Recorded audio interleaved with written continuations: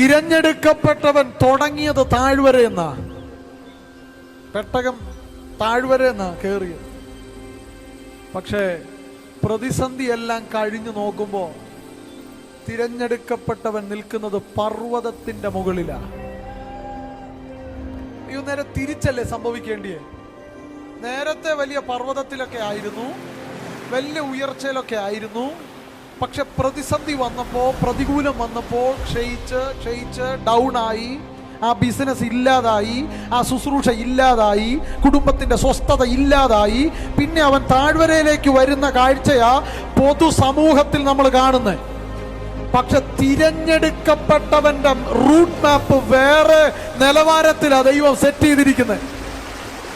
അവനെ ദൈവം പ്രതികൂലത്തിന്റെ ഇടയിൽ മറവിൽ ദൈവം ചിലരെ വളർത്തും.